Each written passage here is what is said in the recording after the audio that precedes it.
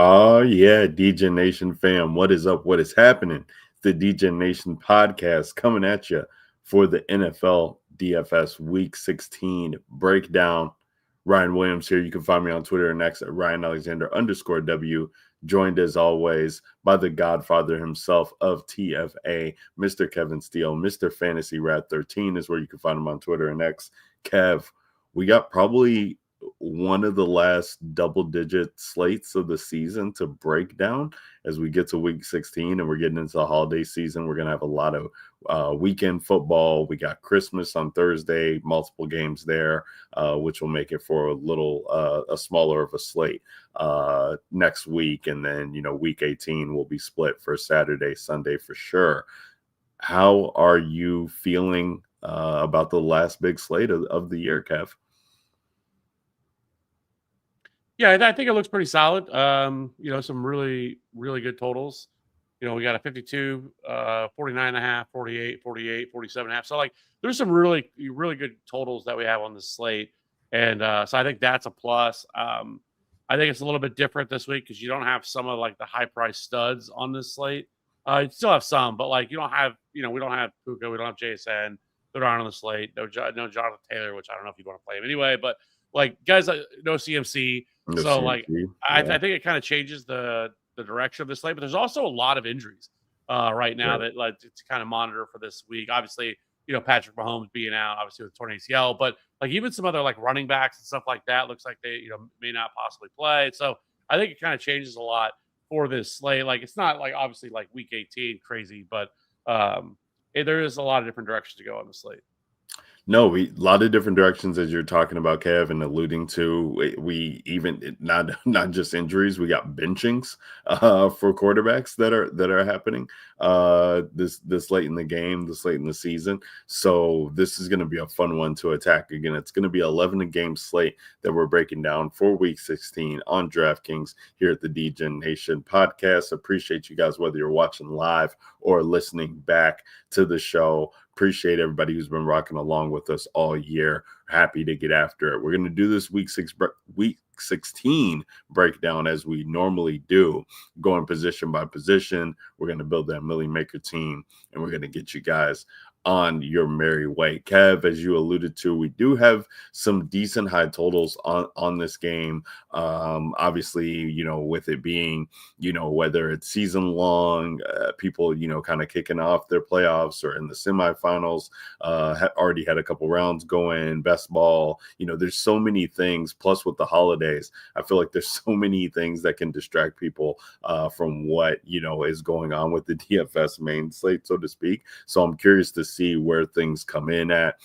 This is, we're recording on the Thursday, late on the Thursday night, going into Friday. A lot of things have been kind of shaping up for slates as of recently, Kev, late on Friday after, kind of practice has been set, guys getting rolled out early on Saturday, things what have you. And even on the Sunday mornings, we've had some news that's come, whether it be from, Rappaport or Schefter, Jakrowski Merritt was one that stands out, last week with Chris Rodriguez being ruled out. He becomes, a viable cheap back to go in. So this is definitely I say all this to say, this is the time of year where you want to be monitoring everything, be dialed in, more than the competition, because I feel like people are kind of, half-assing it maybe is a word with all these distractions. And, there's still avenues and ways to attack to be able to get an edge. So as we break down this slate, Kev, I'm looking at these games in the 12 o'clock window,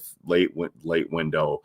The games in the late window are really standing out to me, Kev. That's going to be, two in particular with Atlanta, Arizona facing each other. I really do expect fireworks to be had in that game. The other one that's standing out to me at this current juncture is Pittsburgh and Detroit. Anytime Detroit's at home, we've been targeting them. Kind of talked about last week with, Jared Goff passing attack. You want to attack him when he's indoors, and, we see what he can do getting, bringing Amon-Ra, Jameson Williams around. I saw a lot of people talking about, it was the Trevor Lawrence week, which was true. I mean, the dude goes for 6 total touchdowns, right? We could talk about that matchup matchup as well as they face the Denver in what should be a fun one. But, even if you didn't have a Trevor Lawrence stack, you could definitely find ways to be able to ship some tournaments with a Jared Goff stack in that passing attack. With Jahmyr Gibbs not getting there. And any week where we're not talking about, Jared Goff, he's 6,300 this week. If he's going to be in a matchup where it's pretty favorable, this is a defense still with Pittsburgh. They're depleted. They're going to be missing some people within their front seven, TJ Watt being one of them. And any time that the other teams applied to score 30 against them, I'm going to be interested. So Jared Goff, I really like what you can do early on with builds with him as well. Definitely pairing him with two pass catchers. You could pair him with Gibbs and a pass catcher. There's just a lot of fun ways, especially with Sam Laporta not being in the mix, to be able to attack. So that's a game that stands out to me. Rodgers on the other side is kind of interesting, but I feel like there's ways to kind of get bringbacks on a Goff stack where I wouldn't, feel like I needed to go to Rodgers necessarily. But he might be in the mix for me. I think right now I'm building, three teams. I kind of alluded to that last week, as well as I got three teams coming into the mix, but, definitely going to want to get the exposure to the Detroit side. The Arizona side is just, absolutely great to be able to attack. I have no idea why Jacoby Brissett still remains $5,300 when this guy's like averaging, 43 pass attempts over his past however many games that he's played. They just find themselves in game scripts where the volume just continues to be there. We got Michael Jordan Wilson, who's going to pop, pretty much on every slate, even in non-favorable matchups last week for him and McBride. These guys still get there just on pure volume. And so with him being under 7K, even with McBride being at 7,400, which still feels, cheap for the production that he's seeing, and Brissett being only 5,300. Really, really interesting way to target that game. There's a lot of fun bringbacks on the other side with Atlanta too. I honestly, Cav, wouldn't mind, seeing what I could do with a Kirk Cousins build. I mean, you're only saving like $500, right? He's $4,800 this week, but the way he's been targeting Kyle Pitts, the way Drake London's going to be back in the mix, which makes it interesting. He's only 7K. That could be fun. And then even with Bijan there too, who I expect to be one of the more popular plays on the slate. We'll talk about that at running back. But I do think there's merit for Kirk Cousins in this matchup with the way that the Arizona defense has been playing of late, just giving up points in bunches to them. This Jacksonville-Denver game in that late window as well too, that I wanted to highlight. I'm trying to figure out ways to, attack that game, whether it be, maybe through Bo Nix or potentially through a mini. I just never played Trevor Lawrence, Kev. I'm never able to get him right. Haven't in the years that he's been in the league. But the Denver is actually like these competitive. There have been some competitive games. Like they played some ugly games on this whatever they are 11-game win streak that they're on. But both of these teams are definitely playing for something. They're playing for this one seed, I believe, in the AFC right now. So this could definitely be a fun one. And that there's two ways to kind of attack it. Like, is it, are the defenses going to show up and this could be that low scoring game, or do we really see these offenses try to push it and make things happen? The Denver defense is not what I feel like people think that it is on paper when explosive offense is on the other side. So I am going to circle that game. And then the early window, Kev, I really would want to like the Chargers and Cowboys game. I think that Herbert could really find a way to, make some magic happen against Dallas, inside with them playing for a little bit. It's just, I don't know how healthy he is, but like he's only 6K.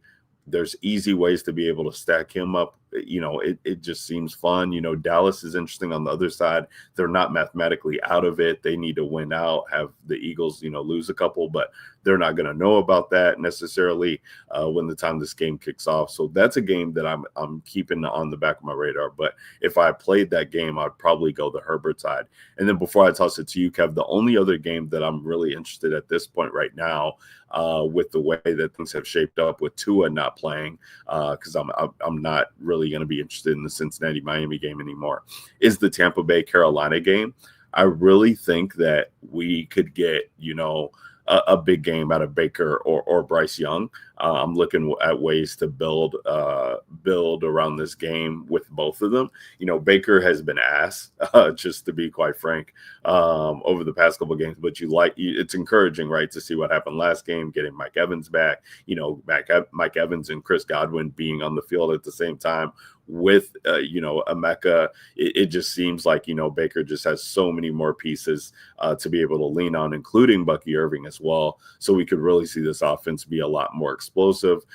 Carolina's been in some fun games as of late, and Bryce Young has really played well in games where the competition has pushed it to the other side, when they're able to get out of this run-centric offense that they've been running and allow him to throw. So if they get punched in the mouth early, Bryce Young is an interesting candidate, because there are easy ways to be able to stack him up with. So, long way of saying, Kev, I know Josh Allen's on the slate.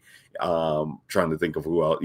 There are expensive quarterbacks, quote unquote, on the slate, so to speak, but I'm really probably going to find myself, the highest price quarterback that I'll probably play is Jared Goff at this point, and then try and find some value quarterbacks to be able to see what's happening there. How are you attacking the slate from a quarterback position, and what's standing out to you as we break this down on Thursday night?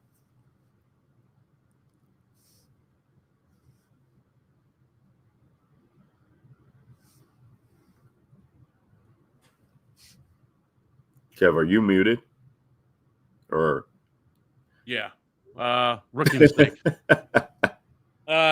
So anyways, I think he's star, and I kind of agree with you. Like, I don't really have a whole lot of interest in the top three quarterbacks, to be honest. I think it starts with Jared Goff.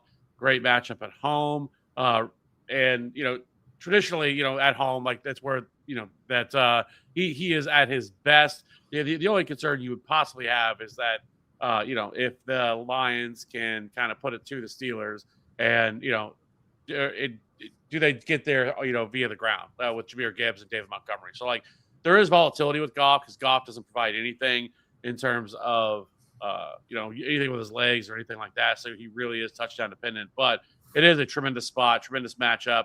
You do love that it is very consolidated, what you mentioned, I think, with Jameson Williams and just Amon-Ra St. Brown. I mean, Amon-Ra St. Brown had a 41% target share last week, but I really love that. I think one spot we can look at now, there's a lot of volatility to it, is Justin Herbert. It's tough because on one hand, through the first 9 weeks of the season, Justin Herbert was the number 2 overall scoring quarterback, averaging almost 270 passing yards, 2 passing touchdowns on 36.2 pass attempts per game, 22 DraftKings points per game.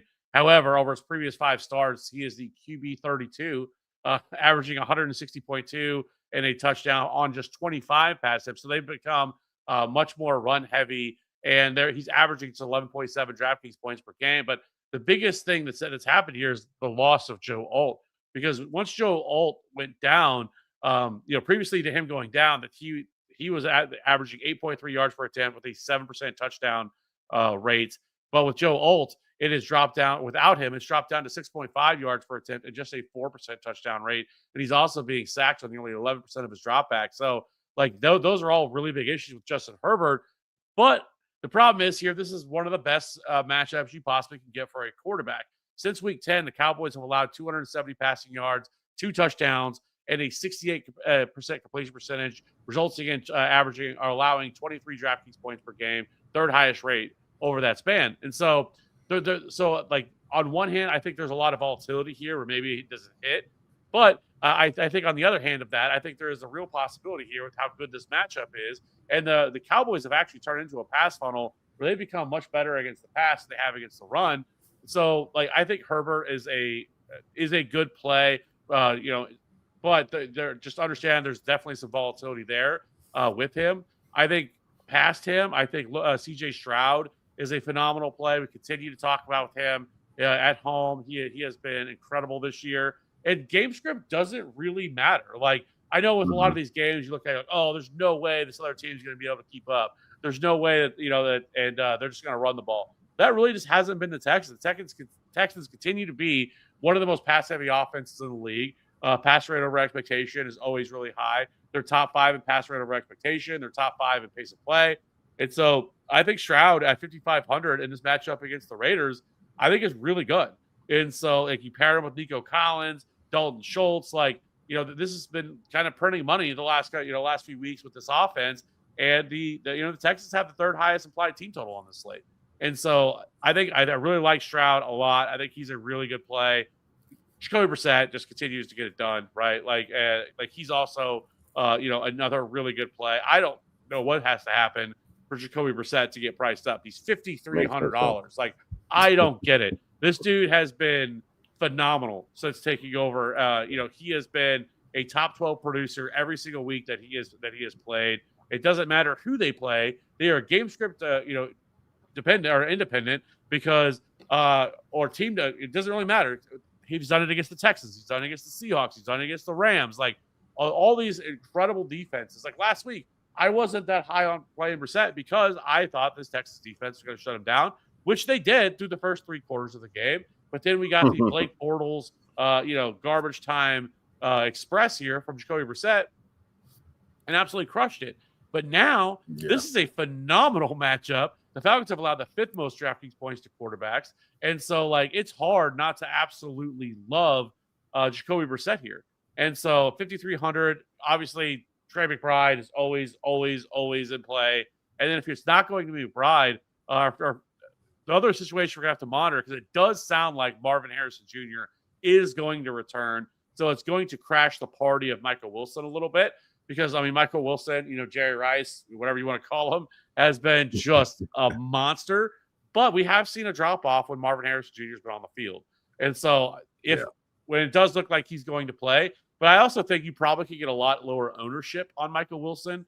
If Michael Wilson does return, and maybe he continues a similar type of role. But he's $6,900. That's a lot to pay for. You might be better off just pivoting over to Marvin Harrison Jr., who's $5,600. But still, incredible stack, incredible game environment here. I think this is one of my favorite. And I do agree with you. I know you mentioned Kirk Cousins, but I don't necessarily hate it. It sounds like Drake London could be back this week, which is going to help this passing offense. Kyle Pitts obviously is coming off his game where he was, phenomenal. We'll see if they get him out there. He's been practicing, this week. So with Drake London, but the Cardinals secondary is absolutely ravaged with injuries. I think they're missing like their top 2 or 3 corners. And so Kirk Cousins, I don't hate, but I also think there's some other, cheaper quarterbacks if you really want to, like Gardner Minshew. Like, I know it sounds kind of gross. Oh, it's Gardner Minshew. I don't want to play him. But the Tennessee Titans have allowed a top 12 quarterback performance in since every game since week 8. I think it's 8 straight weeks. I think it is of allowing we've seen quarterbacks like Shedeur Sanders, which no knocking against him, but we're talking about a rookie quarterback with very, very little weapons to speak of, a depleted offensive line, have a monster game against them. And I mean, Gardner Minshew, I think, is a competent backup quarterback. Like, he's not great, he's not phenomenal, but he's a competent backup quarterback. He's $4,500, and honestly, I think we know that he is going to pepper his top targets. Is what he does. It's what he's always done. He did it last year. He's with the Raiders with Brock Bowers. And so, like, Travis Kelce at $4,700, I think becomes a pretty cheap stack that you could get to if you really want to pay up. And, like, if you want to play both Jahmyr Gibbs and Bijan Robinson, for example, I think it's a way that allows you to do so and unlocks that type of situation. In large field tournaments, like, I don't mind it going to Gardner Minshew at $4,500. And then the other one for me, I think, is Tyler Shough. I think Tyler Shough definitely is also in play. He has played really well. Now, I don't know how great of a ceiling he necessarily possesses because he's coming in and giving you about 19 to 20 DraftKings points. But over his last 2 games, he has over 100 yards rushing. He's averaging 6 carries per game. So that is a plus at his cost at $5,400. We're not afraid at all of this Jets defense at this point. And so at home, in the dome, I think Tyler Shough is also an option you can go with here. And, a little bit more consolidated too, because the Devon Vele has already been ruled out. So it's pretty much going to be Olave and Juwan Johnson here. And so, if you wanted to go there, I think it's another spot you can go to. Yeah, I mean, Tyler Shough is going to be in play because of that rushing upside, as you alluded to, Kev. If he's going to be seeing, minimum of, 6 rushing carries. He had a game 2 weeks ago, I think it was, where he gets, in the end zone twice. So that's definitely going to keep his value alive. And then yeah, you got a favorable home matchup against the Jets. It's kind of crazy with the New Orleans Saints. I'm kind of going on the side here, Kev, but like they were set up to be like a top 3 draft pick. I want to say like three or 4 weeks ago, and they keep putting themselves in this position where they keep winning, and it just keeps dropping their draft stock. But it doesn't seem to care. They've kind of just been riding the wave with what's been happening there. And it's good, but they also have the injury to Devin Neal. I believe he's going to be out, so puts a strain on running back for them, which we'll talk about some pieces there at the running back position, I'm sure. But yeah, I think you kind of alluded to it, Kev, when you were talking about paying down at quarterback with either Gardner Minshew or a guy like Kirk Cousins or what have you. It's like, how can we get some of these top end running backs, in to our lives in our in our lineups, because we don't have the likes of Puka, JSN, Christian McCaffrey, Jonathan Taylor, et cetera, et cetera, et cetera. The real, high price guys that you want to fit in, maybe Trey McBride or Jamar Chase. Outside of 2 of these running backs, how can we pay up? And running back is not as deep as we've been thinking about the past couple of weeks. So, these cheap guys are definitely going to be on my radar. I kind of alluded to playing JJ McCarthy a couple weeks ago. He's a little bit more expensive now at 4.9, but the pieces who you want to stack him with are cheaper, if we can believe it. But yeah, that's just how bad Minnesota's been. But they're going against the Giants, Kev. I mean, this team has been, gashed by, pass catchers and the ground game for a period of time. I do expect McCarthy to be a little bit more popular than that week that we were kind of alluding to. So, I'll kind of monitor that. It's a tough watch when you're playing McCarthy. So I don't recommend it for the faint of heart, but definitely want to bring him up. And if we did have, I'm thinking about Kev Boys. How can I get like 3 of these stud running backs into my lineups? And really the only way to be able to do that is to take some Quinn Ewers into your life. It's like, it's very gross, but the cheap option, like Devon Achane is going to be popular, right? So like, people are going to be playing him. He's got the rushing output, but he has been having volume by catching passes. If Ewers is able to dump it off to him, you got cheap tight ends. If you don't take a wide receiver with him, he's only 4K. He's the minimum to be able to fit studs in your life. That might be a way to do it.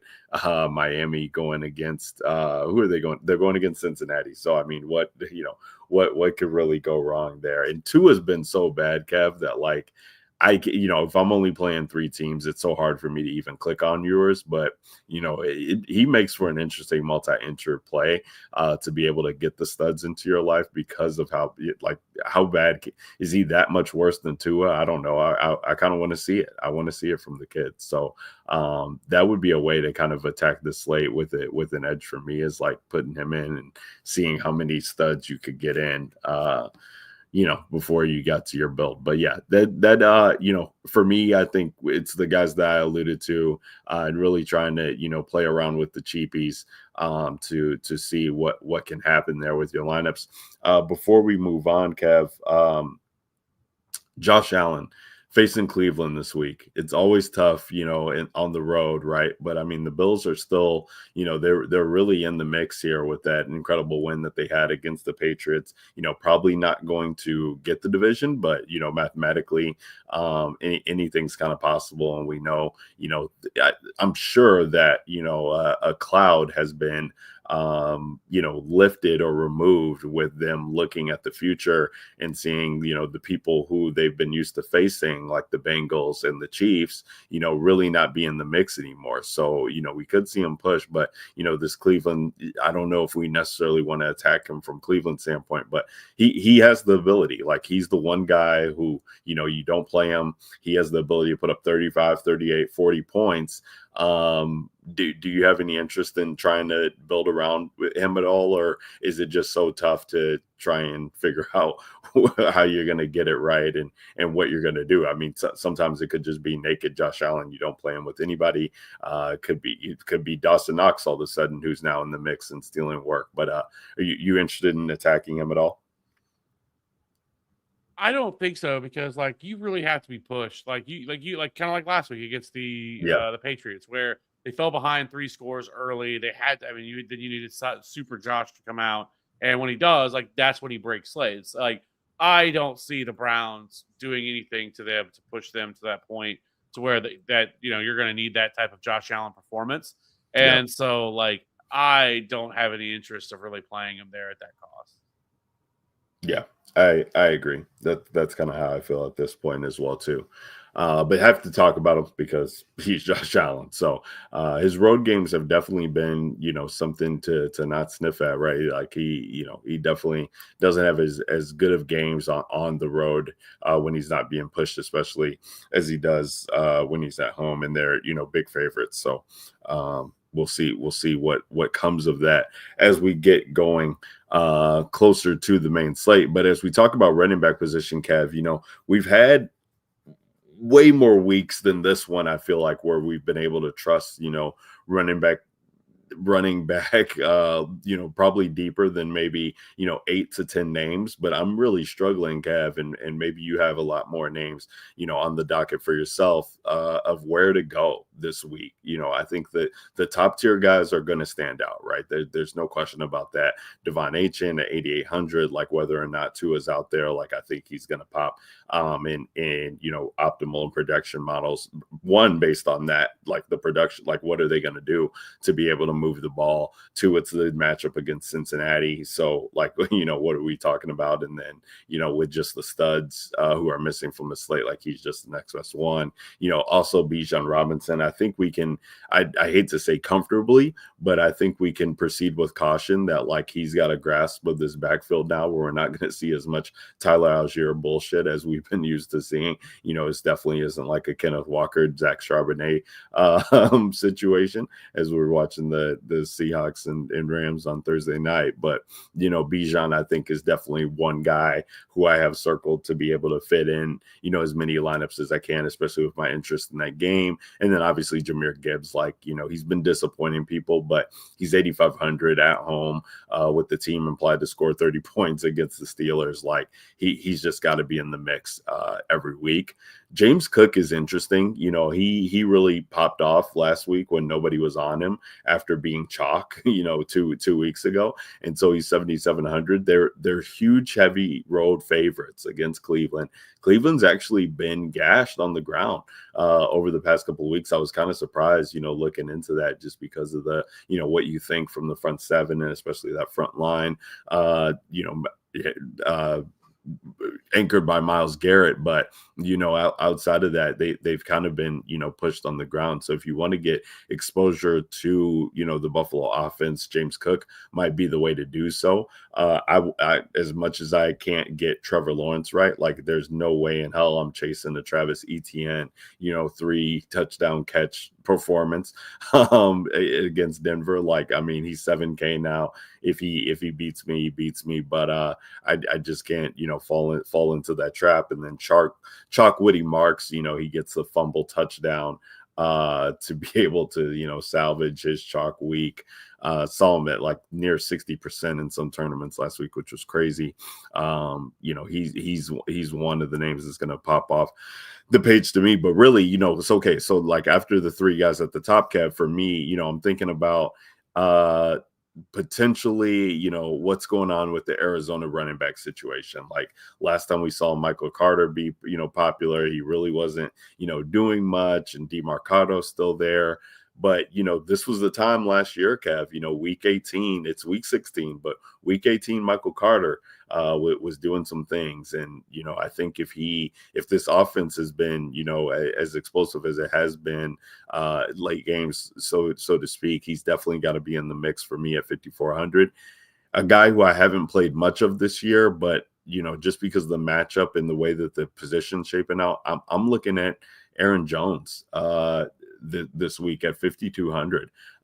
This Giants, they just give up points to running backs. It doesn't matter who it is. It is frustrating that you kind of have Jordan Mason there, right there with him. But with JJ McCarthy at the helm, it seems like Aaron Jones has been mixed in just a little bit more. So if we could see him, if we could pencil him in for a decent workload, I think that's interesting. The other guy too, for me, in this range, Kev, that I think I'll highlight on teams will be Kenneth Gainwell.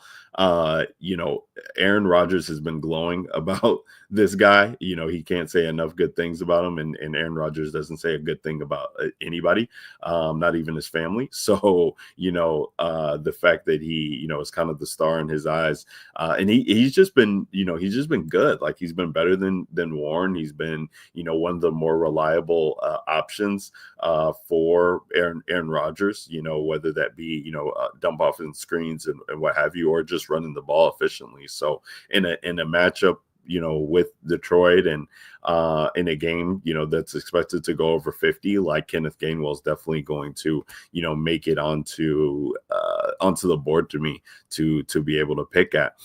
The New Orleans running backs, Kev, they're cheap. I don't know if it's estimate or whole or what's going on there.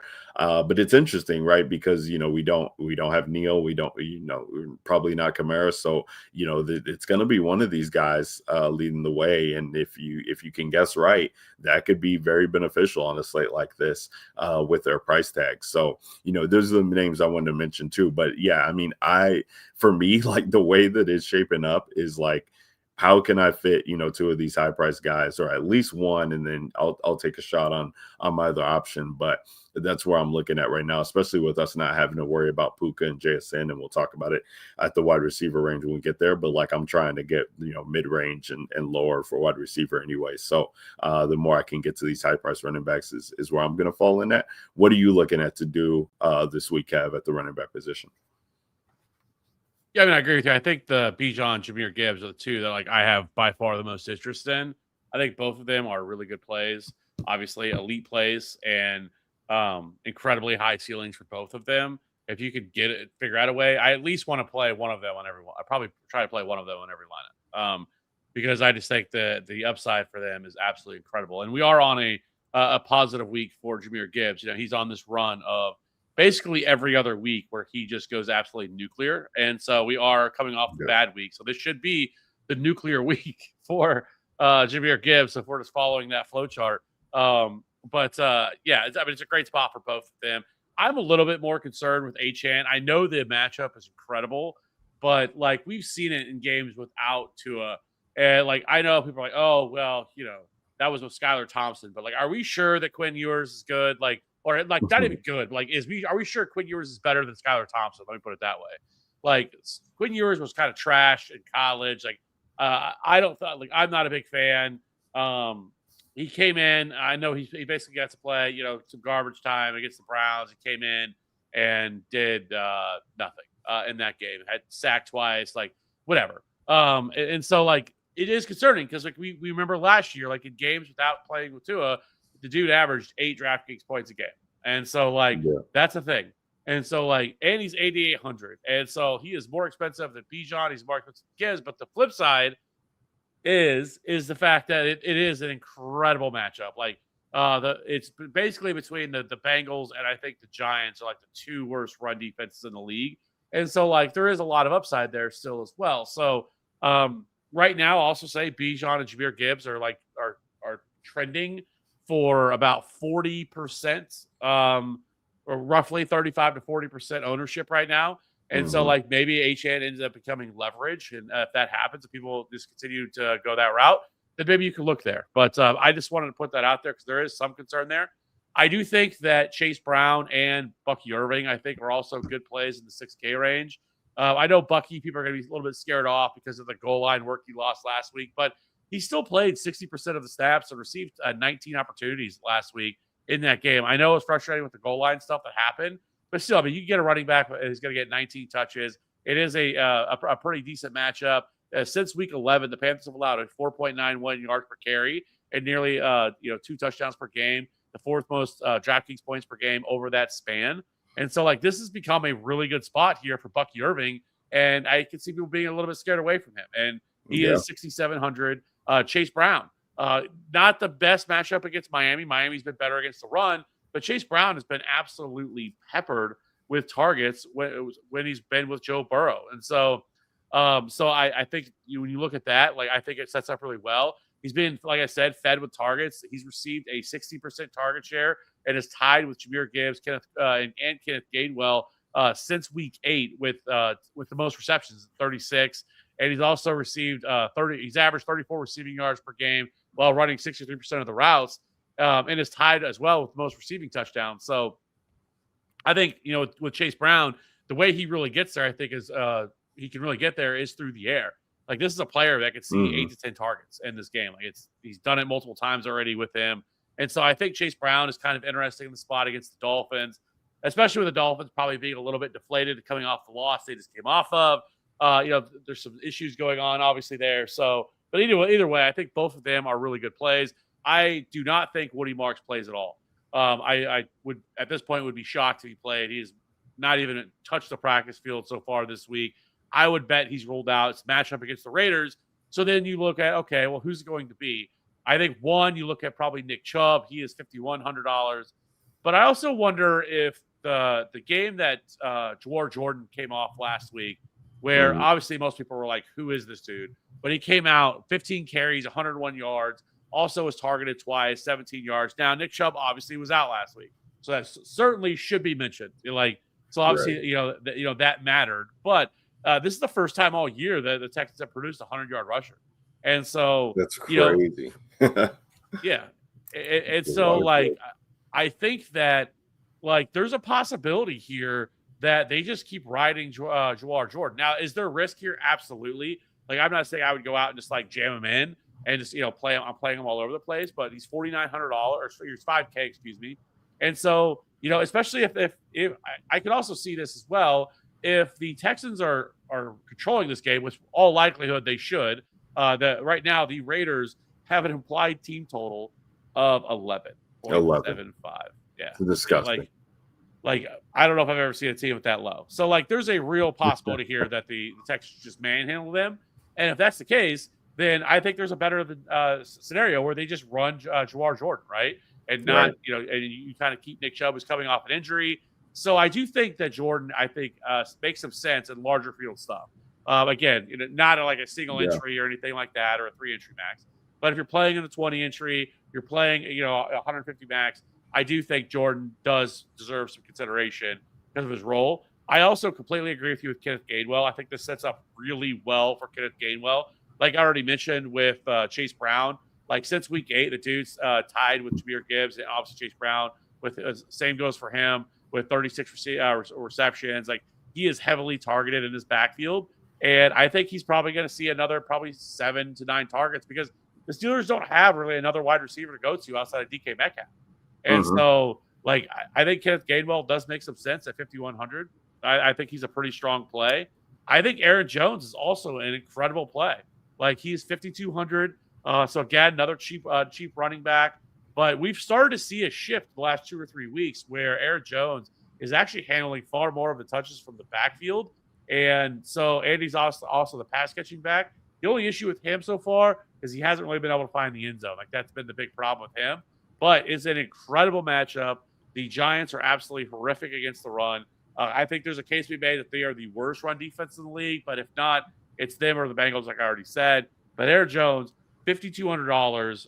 I really like Aaron Jones as another option here as a pay down spot at 5,200. So I think those guys. Oh, and Michael Carter, completely agree with you. I don't need to go any further with that, but I completely agree with you. 5,400 last week. Once Bam Knight went down, he handled 78% of the snaps, or 80% of the snaps, 78% of the rush attempts with a 13% target share last week. So 5,400. Really good matchup too. Atlanta has really kind of fallen off against the run as well. And so, like, Michael Carter, I think, is also a pretty strong play at $5,400. So there's actually a lot of value on this slate. I didn't even really bring up Audric Estime either.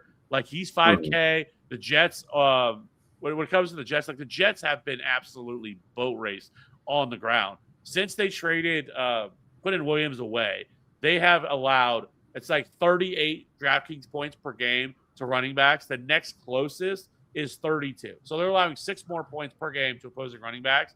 Now, estimated, like, so last week, once Devin Neal went down, which absolutely is horrendous because I was so looking forward to playing Devin Neal this week because I thought he looked pretty good. But once Devin Neal went down in the second half, it was Devin Neal who had 6 touches, 50 yards in that game. He also had 3 targets, so that is a plus compared to Evan Hull, who didn't who didn't see a single target, had 4 carries for 12 yards.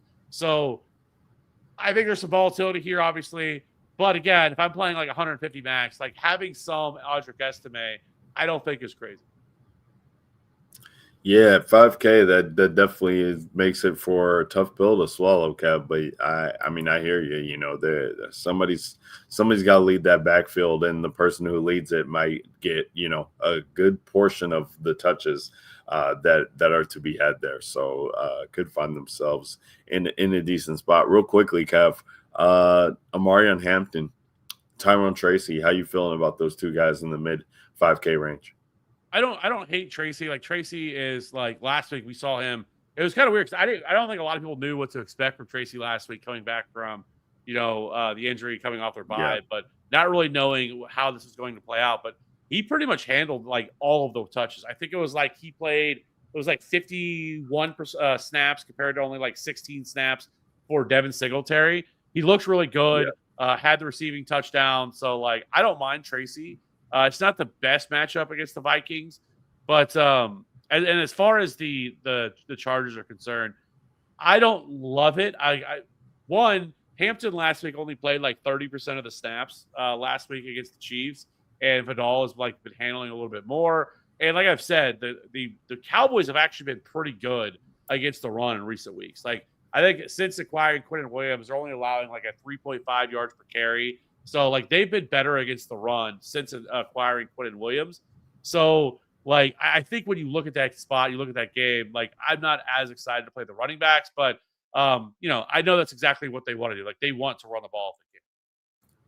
Yeah, no, I thought that was, you know, Tracy was a guy that we talked about on the show last week. I was really, you know, happy to play him as a pivot off of popular Woody Marks, and Tyrone Tracy goes out there and drops the hammer. So we'd love to see that. And you know, Hampton, I think, is coming into his own, you know, at 5,800, you know, even with the tough matchup, maybe he gets more pass catching work, as we kind of saw them work in. But, you know, those were two that, you know, just, I felt like Tyrone Tracy would be a little bit more popular just based on the week that he saw last week. And then, you know, Hampton, I feel like, is a guy that the community's been, you know, trying to get right, you know, for a period of time. So I wanted to ask you about those before we moved on. Kev, wide receiver is fun to talk about this week because of the names who are missing. So Jamar Chase is going to be the highest priced wide receiver at 8,600 in a game environment that we have no idea what to expect from, with the Bengals kind of being out of it, but potentially no T. Higgins again. So he could be in for a massive workload at 8,600, depending on how things fall. 8,400 for Amon-Ra St. Brown. You know, I mean, he just never feels like, his price tag just never feels comfortable to me, I guess. But he continues, you know, whether he's in the 7K range or high 7K range or low 8K range, mid 8K range, he just continues to pay off his price tag in favorable matchups. He finds himself in one of those yet again at home, and he'll definitely be onto my Jared Goff roster for this week. With Rashee Rice banged up, you know, it becomes interesting with the Kansas City team, Kev. If you're talking about Gardner Minshew, Rashee Rice is in concussion protocol, and I think with the week that they, you know, have had, I don't know that he'll clear that, right? And especially, like, what are they playing for right now? They're not going to make the playoffs, so I think they'll hold him out. So, you know, there's a guy like Xavier Worthy, you know, in the 4K range become interesting. I think there's some other injuries that the Chiefs are dealing with at the wide receiver position too, if I'm not mistaken. So that whole wide receiver group could just be super interesting. You know, won't get into all the, you know, high top names here, but Drake London, if he's back at 7K, the work that he's been seeing is just been ridiculous. So now granted that was more with Michael Penix than it was with Kirk Cousins, but we saw the two of them pop off last year.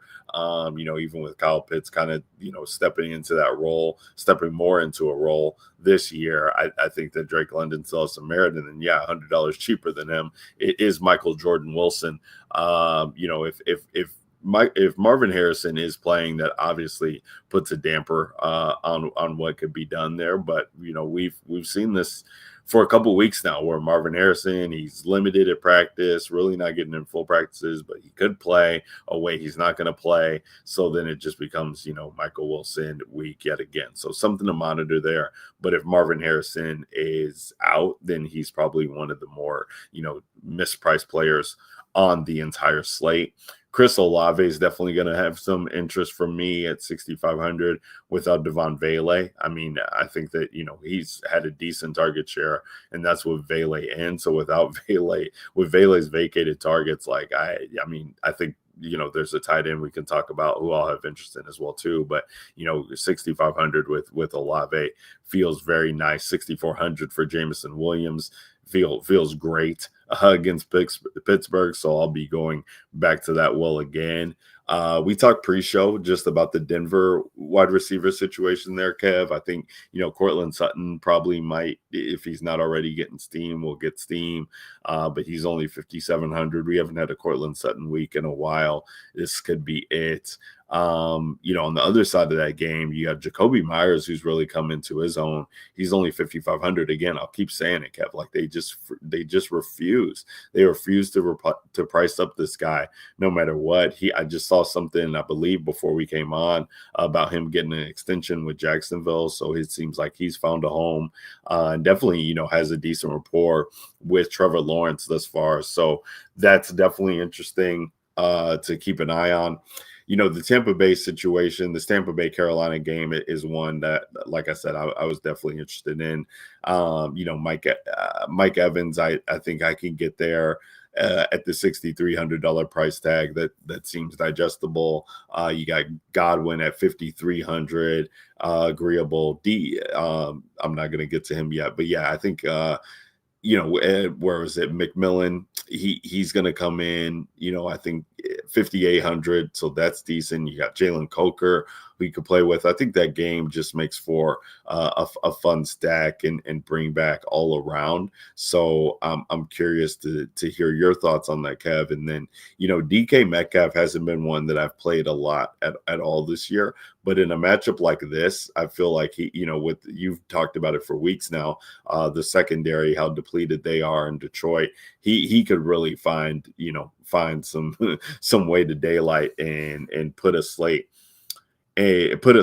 not out of reach, but definitely be one of the pieces that you needed to have, putting up a multi-score performance potentially. Like you said, outside of it, who else are the receivers? They just run, they run 3 tight ends and they run DK Metcalf and they call it a day. So I'm definitely going to be interested in him at 5,400. I think projection models will as well too. What's shaping up for you, Kev, at the wide receiver position, and talk to me about what you're doing. Yeah, so I think there's some paths, right? Like there's no reason. I mean, Amon-Ra St. Brown's phenomenal play. Jamar Chase, you can talk into. I think Nico Collins. Now they priced him up. Last week he was $6,700, and we were pretty high on Nico. Played a lot of Nico Collins, and they bumped him up quite a bit. He's up to 7,500. So it's a little bit different now, I think, with him. But he's still in a really good spot, and he's still a great play. But I think the guys that I really want to hit on. First of all, Jameson Williams is a very, very good play. Like outside of the one dud week that he had, week 12, where he didn't see a single target, really since Laporta's been out, I mean, he's seen 9 or more targets in 3 straight games. He has been heavily involved. It has been heavily consolidated, and he's only 6,400. It feels like kind of like a George Pickens situation here, where it feels like he should be up there in the 7K range, and he's not. So, like, I think taking advantage of that, I think is really strong play at 6,400. I think Mike Evans is also a really good play. Coming back from this injury last week, still, even though he played like 60% of the snaps, he still received 12 targets, 6 catches, 132 yards in that game. Probably should have had a touchdown too, but I know he didn't practice today, but it was just a scheduled day off or rest. Like, it's not a big deal. No worries there. So I think Mike Evans at 6,300 is an incredible play here against the Carolina Panthers. And so I will have a lot of him. I'm very high on him this week. I think, you have to have the conversation, right? I mean, Justin Jefferson is 6K. Like, at what point do you I don't know, but which I guess we talked about it though last week, right? Like, where he was, or a couple weeks ago, he was a little bit cheaper, but now he's 6K, and you're kind of like, okay, at what point do you just jam him in? And it's also a really good matchup against the Giants, and so I don't know, even last week, what was it, Sunday night, Monday night game, the game against the Cowboys, he should have had a touchdown in that game. Bounced off his hands. It just feels like everything has gone wrong for him. But at the same time, we know what this dude is capable of at 6K. There's a ton of volatility here. There's no denying that. But Justin Jefferson, I think, is a really good play. But there's a ton of volatility there. He's 6K. Completely agree with you on the call of Jacoby Myers. He should be more expensive than he is. He has been this team's wide receiver once, being acquired. I don't really understand why he's not more expensive, but whatever. Just keep taking advantage of that until they decide to price him up. But Xavier Worthy, I think, is actually a really good play with Rashee Rice out, because with Rashee Rice back, he has pretty much been neutered in the offense. Where prior to that, you saw a little bit more production coming from him. And I think the way things change here with this offense now, where Mahomes is much more likely to hold the ball, try to, see if something opens up, and then scramble around. Gardner Minshew's not doing that. Gardner Minshew is going to probably go with his first read more often than not. And so, I think you could see 8 to 10 targets for Xavier Worthy. And so, really incredible spot here against the Titans. And with Rashee Rice out, Rashee Rice isn't playing. He hasn't practiced at all this week, coming off a concussion. He's not going to have time to clear concussion protocol. So, I think Xavier Worthy at $4,400, and he's not really carrying I thought he'd be a little bit more popular. He's the 11th most popular wide receiver so far on this slate. But I get it. But I think with Gardner Minshew, but the matchup is incredible. So Xavier Worthy, $4,400, really like that spot for him too. I like it, Kev. Yeah, I mean, I think that's definitely something to monitor, and that's a guy who I could get behind too, right? If we'll talk about it at tight end. Travis Kelce concerns me a little bit with just, in his career, him being in this position where the team is not making the playoffs, let alone playing for anything at this point in the season. I just don't know how we'll attack or how they'll attack on paper, but Worthy's the kind of guy, young guy, could come in there with some injuries that they're dealing with. I could still see him pop off. And we know what his, big playmaking ability, can do for a slate. So he's definitely going to be someone to monitor, even in the cheap range, Kev, cheaper than that. These would probably be guys who I wouldn't even, target as one-offs. They got to be in game stacks. But, I definitely was looking into, even Jalen McMillan, as thin as that might be at 3,800, he was still on the field with even the guys being healthy, back in the mix. I do like that Carolina game. Pat Bryant being back in the mix for Denver is an interesting one at only 3,700. Who's cheap. I was trying to think of if there are any other guys who I wanted to ask you about. If there's no Marvin Harrison, this Jalen Brooks guy for Arizona, he didn't really pop off the page as far as snap goes, but he did get worked in. This could be interesting. I think, Xavier Weaver was dealing with injury. Greg Dortch has been put on IR. That's just, if we're not having Marvin Harrison out there, that he'll be another guy that I'll dive into. But I was like, why is he, why was this guy showing up in some stuff? And that's why, because he was put into the mix.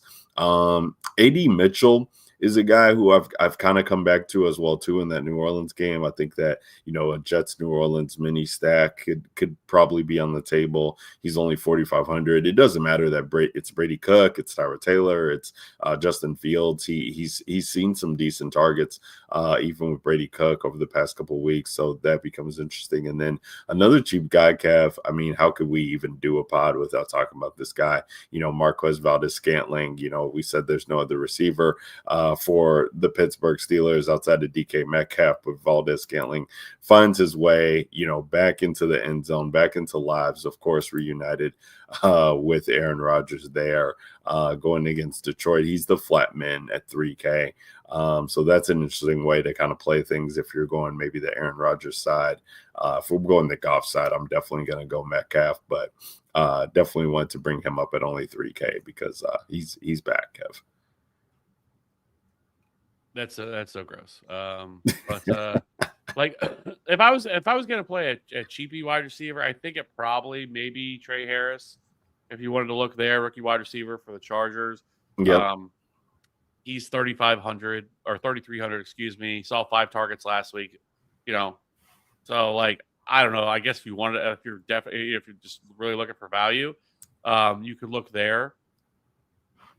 Maybe A.O. Manor, but like I don't know. He just doesn't see enough targets anymore. Like he was seeing a lot more earlier in the season, but it's kind of went away. And so like the last 2 weeks, he's only seen 4 targets the last 2 games, but he's their downfield threat.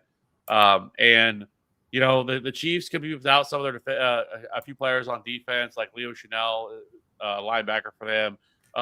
Chris Jones, I think he probably plays, but like I mean, he's been limited this week. He got hurt at the end of that Chargers game.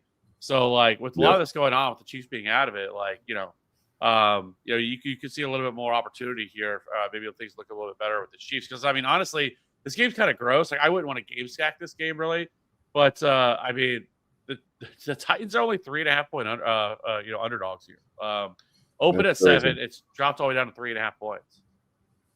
That's crazy. Yeah, that the swing of what that was with Patrick Mahomes being out is absolutely sad. I'm sure Rashid might account for some of that maybe too, but really Mahomes was the driving force, and that spread differential is insane to think about. So it's going to be a fun one. It's definitely always a fun one to talk about too with one-offs and stacks as well, as I usually get to those cheaper guys, on a stack that helps open up some more things for me with certainty.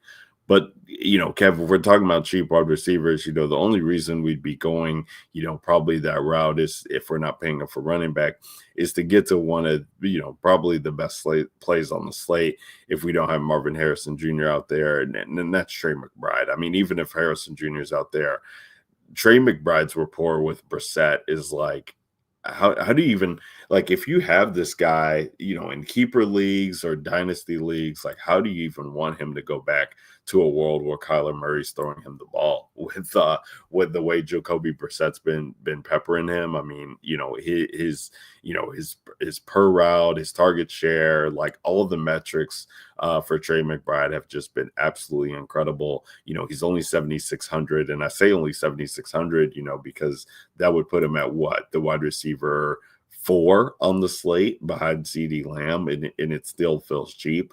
Like the dude should just be more expensive than this for the production that he's seeing. So, first and foremost, I got to figure out ways to try and get McBride into my lineups, Kev.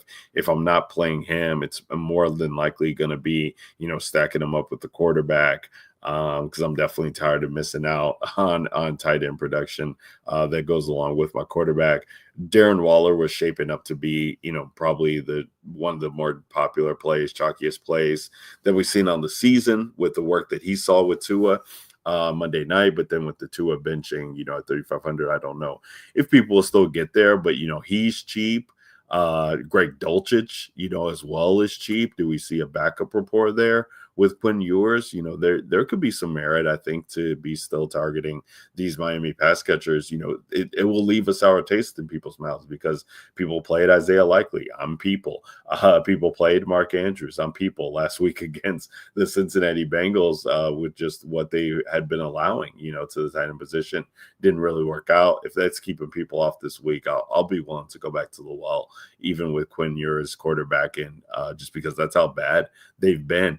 The only other guy I'll probably, think about as one-offs at this current juncture in time would be Juwan Johnson. He's definitely carved out a role for himself, with Tyler Shough being there, leading the charge. And if we're not going to have Devon Vele, I can definitely, pencil him in for more targets.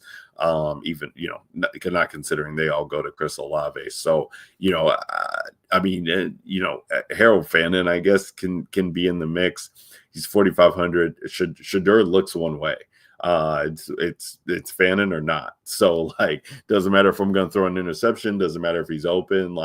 Harold Fannin's my dude. I'm going to target him. That's definitely what we like to see from that perspective. But I'd probably save the $500 on a week like this and go with the Juwan Johnson, or even save damn near 1,000. Go Darren Waller as well. What are you doing at the quarter or at the tight end position, Kevin? And what's standing out to you this week? Yeah, I think, so, the top, Trevor Bryant, that nothing needs to be said. The dude's just been on another planet this year. He's like the wide receiver 5, running back 6 or something like that, on the year. If you put him anywhere, he has just been incredible. And even like we've said, $7,600, it's not enough. He should be priced at the same price as Puka Nacua and JSN is. That's where he should be priced at, and he's not. So you can still consider him a value, even though that he's 7,600 and he's $2,000 more than the next highest tight end. And but I think past that, if Drake London doesn't go, I think Kyle Pitts is a really, really solid play. And it's not just even point chasing off of his monster game he had last week against the Bucks, where he had 11 for 166 and 3. Even previously to that, he still had scored. He scored 15 DraftKings points both the previous 2 weeks prior to that as well. So this isn't necessarily since Drake London's been out, this is the guy that Kirk Cousins has been looking towards, and he's been seeing a really solid target share. 12 targets last week, 10 targets the week before that, 8 targets the week before that.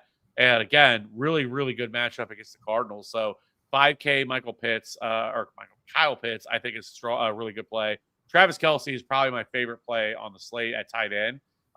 So last week with Gardner Minshew on the field, which again, small sample size, but like I said, this is something that we see, going back to last year and previous years before that with Gardner Minshew, is he hyper targets his studs.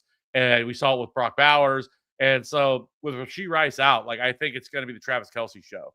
And so I think Travis Kelce sees, possibly double-digit targets here. I think it's definitely the range of outcomes. He's 4,700. Just the small sample size last week, he targeted him on 3 of the 4 passes that he had. And so I think Kelce at 4,700 is a really strong play at his cost. And then Juwan Johnson, definitely agree with you on that one.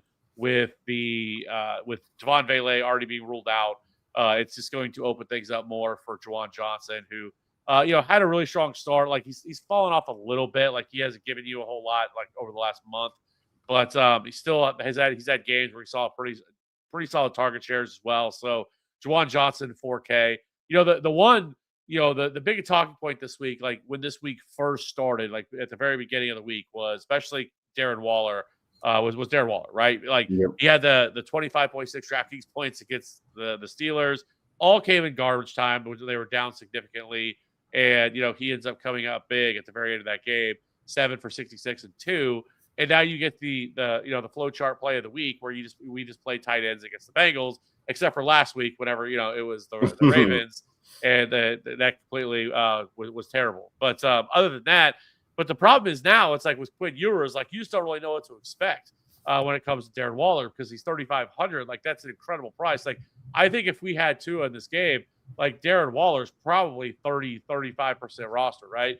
And as of right now, he's not, because I think the market has changed. We're okay, I don't want to play Darren Waller in this spot against the because now he's only being right now his ownership percentage is 4%. Now I think it'll probably come in a little bit higher than that. But I definitely think that maybe now he turns into more of a value somewhere where people just don't want to play him, and maybe you could click on him.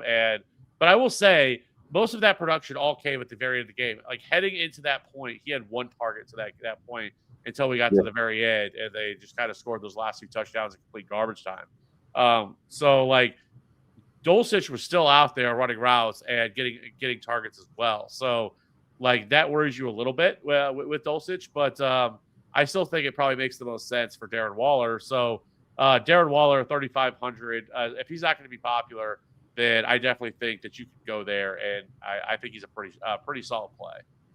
Yeah, I don't know how popular he'll be, Kev. I mean, it's something that we'll need to monitor and watch. But it's just been such a great matchup to target. I'm willing to take a chance on it without him, without Tua being there.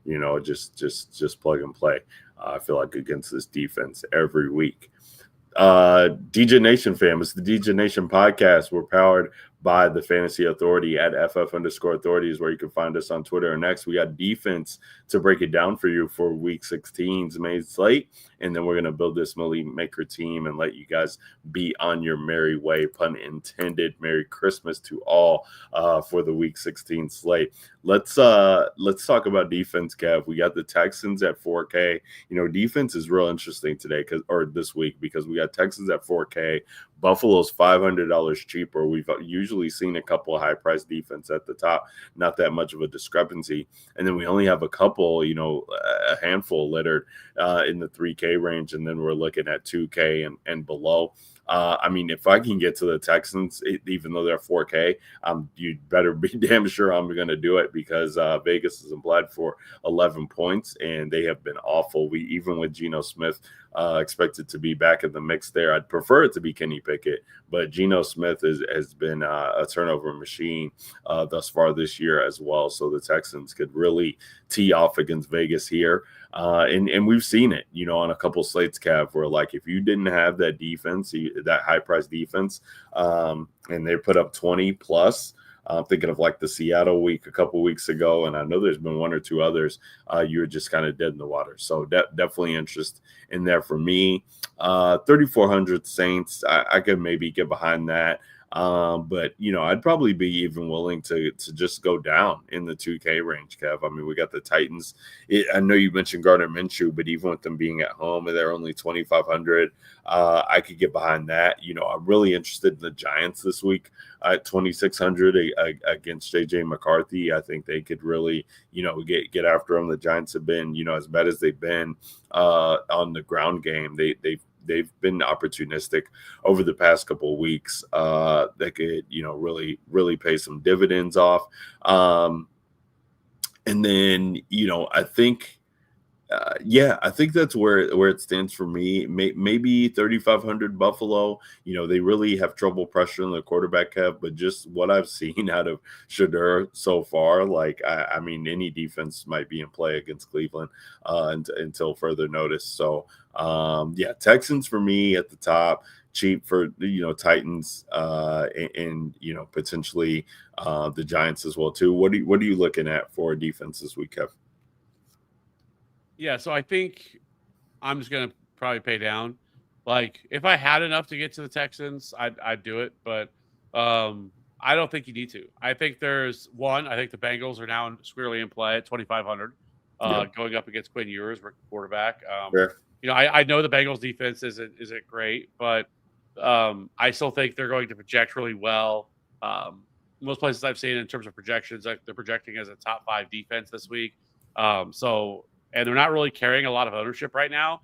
And so $2,500 Bengals, I think, is a really strong play. I think that I do agree with you. The Titans, don't mind it. Same price, 2,500. I also think the Vikings are really strong play as well. So the Vikings have been a elite pass defense. Since week 9, they have not allowed a passing touchdown or a quarterback to throw for over 200 yards against them. And so, like, I think it's going to be a little bit rough for Jackson Dart. And so, he has given up 20. He has been sacked 24 times in his starts. So almost 3 sacks per game he's given up. And so the Vikings are $2,800. Brian Flores, I think he's going to, we know he brings pressure at one of the highest rates in the league. And so I do think that the Vikings are also, a pretty strong play at $2,800. So for me, it's going to be the Vikings, the Bengals, and I don't mind the Titans either if you want to mix them in. I love it. I love it. And that's the week 16 main slate breakdown for the people. DJ Nation podcast, DJ Nation fam, appreciate you guys rocking along with us. The DJ Nation podcast powered by the Fantasy Authority, again at FF_authority is where you can follow us on Twitter and X. Kev, what say you? Let's build this Millie Maker lineup, see what we're rocking with for the people for week 16 and let them get on out of here. How you want to start this lineup, Kev? Where are we going?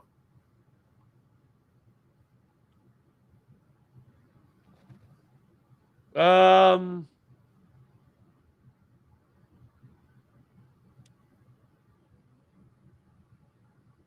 go Bijan. Okay. I like it. I like it. Let's go McBride.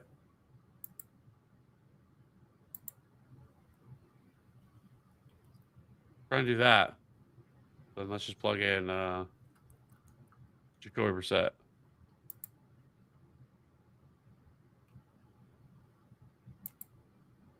See what we can do with Michael Carter at running back.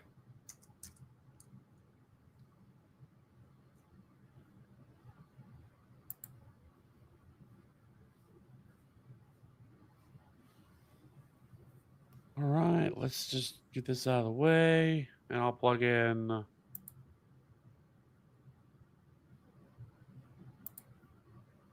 Bengals D. Okay. So let's try and get exposure to that late game Detroit. So we'll go ahead and put in Jameson Williams because we both talked about him. All right, a little mini here then. I'm going to go with DK Metcalf. I like it. All right, so we already got our defense in. That leaves us $4,350 for wide receiver and flex play on the Millie. Let's see what we're working with here. Cheap wise.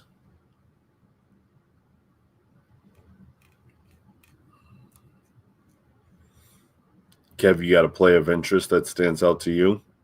I know it's me and you, so, but I'm just trying to figure out if you like anything at this point more than I might.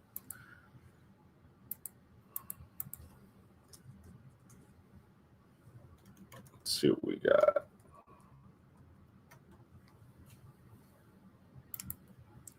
If we put in Aaron, go ahead. Were you going to say Aaron Jones? I was in the flex, but that gives us $3,500 for a wide receiver. I don't know if I love that. But if we went like Waller, if we did 2 tight end, we'd have a 5,200 wide receiver.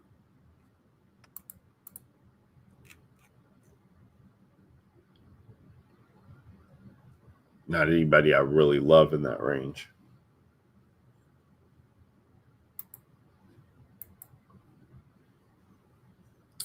For those of you following along, again, we got 2 spots left, but but around that, we have Jacoby Brissett, Bijan Robinson, Michael Carter, Jameson Williams, DK Metcalf, Trey McBride, and Bengals D.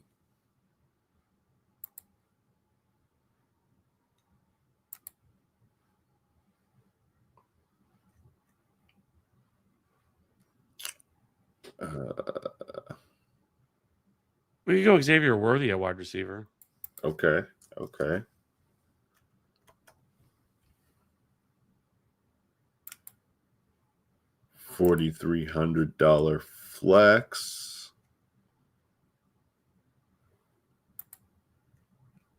Let's see what we got. Well, you got like I mean, you go tight end, you got like Dalton Schultz or Orlando Gatson. Yeah, I don't love it. I mean, what about Juwan Johnson for now? I'm fine with that too. 300 left on the table. Maybe we could do something at defense, or see what things shape out. I mean, if we didn't play, I'm just looking to see. If we didn't play Michael Carter, that would be Tyrone Tracy, and that would use all the salary there. So, yeah, we'll run with this and see if we can play around with it. So the team, as it stands right now, DJ Nation fan, we got Jacoby Brissett, Bijan Robinson, Michael Carter, Jameson Williams, DK Metcalf, Xavier Worthy, Trey McBride, Juwan Johnson, and Bengals D with $300 remaining in salary. For the Millie Maker team, that's at 2.25 $20 entry there on DraftKings, which is a fun tournament we've been playing all year long and for a couple years past as well too. Been fun to be able to play with you guys and track along you guys in the DFS streets. Kev, you got I know you got the Santa hat rocking along. We didn't even talk about it at the beginning, but we're going into the holiday season, and pretty much the season is given, right? Like, we're still trying to give you guys some breakdowns on how we're seeing the slate. We won't do a show early next week, I should say. It won't come Wednesday or Thursday with the holiday, but we will be able to get a show out to you guys early on in the weekend, leading into that week 17 main slate. So be on the lookout for that. I think we might even go live next week, probably on Friday, the day after Christmas. So still willing to be in these streets and give you guys the content that you want, and we want to be able to break it down for you guys as well too. Kev, how you feeling about the holidays, man? We got the holidays rolling up, which I know is your favorite time of year. We got Christmas football games that are a little bit less exciting than they once were, but still, nonetheless, we got football on our TVs for Christmas. How are you gearing up for the holiday, man? Yeah, looking forward to it. Should be good. Got most of the Christmas shopping out of the way, so that's plus. And always a plus. Yeah, I mean, don't worry. I mean, the Christmas Day slate isn't as good as what probably you would have originally thought maybe at the beginning of the year, thinking like you would have like Cowboys, against Jaden Daniels and the Vikings, the way they looked last year. Now that they're terrible. Then Patrick Mahomes against the Broncos. No, that we get Gardner Minshew now. So that slate's not great. But I'll say though, like even the main slate next week, I think it's gonna be like 9 games. So it's gonna be pretty condensed. But we're gonna get, as long as nothing gets taken from us, we're gonna get the Bengals and the Cardinals, which means we're gonna get Trey McBride against that defense. And oh my goodness, if he's not priced up to $8,500 next week, I don't know what else to say. Well, $8,500 to match that 85 on his jersey, not a bad call there. But this is definitely shaping up for the Elijah Higgins 80 yards, 2 touchdown week, because that's just how things happen. That's the way it always works. But there's a lot of really gross matchups on the main slate, but those also can be really fun, because like Giants and Raiders, inside the dome in Vegas. So we're gonna get that. We get Ashton Genty waking up and being able to break a slate. Yeah, Tyrone Tracy be in play. I mean, Jackson Dart. I mean, so why this next week's slate does look a little gross. There's some stuff to get there. That's great. And then, we probably got, a lot of people who are either, playing for their fantasy championship or, gearing up to be playing for their fantasy championship the next week, which, if you play, I'm just going to go on a little aside here, Kev, because it just grinds my gears. But you got to tell your commissioner that we don't have week 18 championships. I mean, come on, we got to end the championship week in week 17. You don't want to deal with any bullshit or any guys resting or can't even play your studs in championship week. That's just no fun. So if you play in a league where week 18 is your championship week, let's get a memo drafted on behalf of the DJ Nation to end that, because it just grinds my gears. But yeah, Christmas holiday coming up. It's going to be fun. We definitely are excited about that. to be able to dabble in and have football on the screens. And then we're gonna have a lot of weekend football coming up, Kev, with Saturday games and Sunday games as the season winds down. And then I don't know if this is a Christmas gift because we kind of alluded to it already this year, but we will be rocking along with you guys for postseason football as well too, as we normally do. So the breakdowns will still be coming. We definitely love to get after those.